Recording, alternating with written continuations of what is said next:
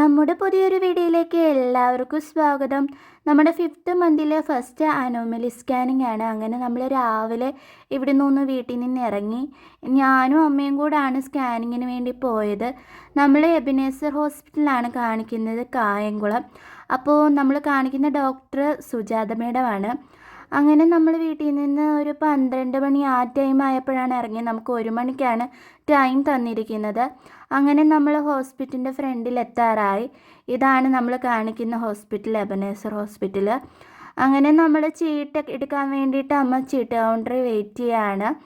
അങ്ങനെ നമുക്ക് മുകളിലാണ് സ്കാനിങ്ങിൻ്റെ സ്ഥലം. അന്നത്തെ ദിവസം അത്യാവശ്യം ഗൈനക്ക് തിരക്കുള്ള ദിവസം കൂടിയായിരുന്നു. രാവിലെ ഒരുപാട് പ്രതീക്ഷയോടെയാണ് വീട്ടിൽ നിന്ന് ഇറങ്ങിയത്. അല്ലെങ്കിലും സ്കാനിങ്ങിനായാലും ചെക്കപ്പിന് പോകുമ്പോഴാണെങ്കിലും നമുക്കൊരു ഉള്ളിലൊരു ടെൻഷനാണ്. കുഞ്ഞിനൊന്നുമില്ല, കുഴപ്പമില്ല എന്ന് പറയുന്നിടം വരെ നമുക്കൊരു ടെൻഷനാണ്. സ്കാനിങ്ങും ചെക്കപ്പും ഒക്കെ കഴിഞ്ഞ് കഴിയുമ്പോഴാണ് നമുക്കൊരു ആശ്വാസം. അങ്ങനെ സ്കാനിങ്ങിന് വേണ്ടി കയറ്റിയപ്പോഴാണ് കുഞ്ഞ് കമന്ന് കിടക്കുന്ന കാര്യം ഡോക്ടർ പറഞ്ഞത്.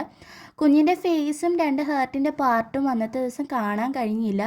അതുകൊണ്ട് വീണ്ടും റിപ്പീറ്റായിട്ട് അനോമലി സ്കാനിങ് ചെയ്യണമെന്ന് ഡോക്ടർ പറഞ്ഞു. അങ്ങനെ റിപ്പോർട്ടുമായിട്ട് നമ്മൾ കൺസൾട്ട് ചെയ്യുന്ന ഡോക്ടറിനെ കാണിച്ചപ്പോഴും ഡോക്ടർ പറഞ്ഞ 2 ആഴ്ച കഴിഞ്ഞ് നമുക്ക് വീണ്ടും അനോമലി സ്കാനിങ് ചെയ്യാമെന്ന്.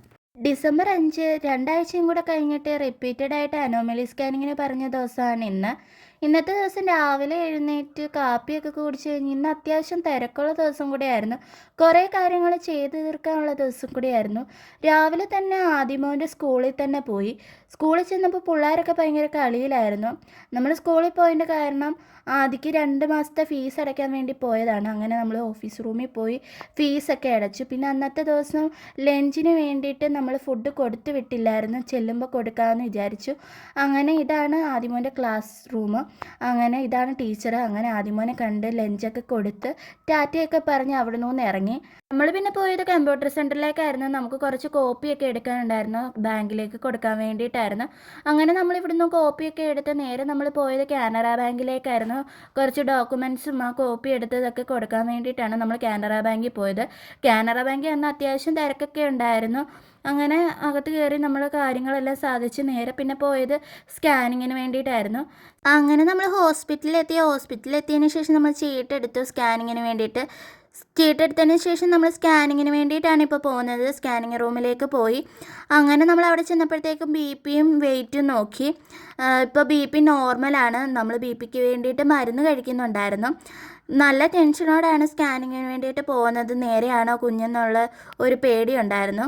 അങ്ങനെ സ്കാനിങ് റൂമിൽ കയറി നമുക്ക് പെട്ടെന്ന് സ്കാനിങ് കഴിഞ്ഞ് അവിടെ നിന്ന് ഇറങ്ങാൻ പറ്റി. അങ്ങനെ സ്കാനിങ് ചെന്നപ്പം കുഞ്ഞ് നേരെയാണ് കിടക്കുന്നത്. അതുകൊണ്ട് ഫേസും കാണാൻ പറ്റി, ബാക്കി 2 ഹാർട്ടിൻ്റെ പാർട്ടും കാണാൻ പറ്റി. അങ്ങനെ സ്കാനിങ് ഒക്കെ കഴിഞ്ഞ് നേരെ നമ്മൾ പോയത് ആര്യാസിലേക്കാണ്. ആര്യാസിൽ പോയി മസാല ദോശയും നെയ്ദോശയൊക്കെ കഴിച്ചുകൊണ്ടിരിക്കുകയാണ്. അങ്ങനെ നമ്മുടെ വീഡിയോ ഇവിടെ അവസാനിക്കുകയാണ്. അടുത്ത വീഡിയോ ആയിട്ട് വരുന്നിടം വരെ ബായ്.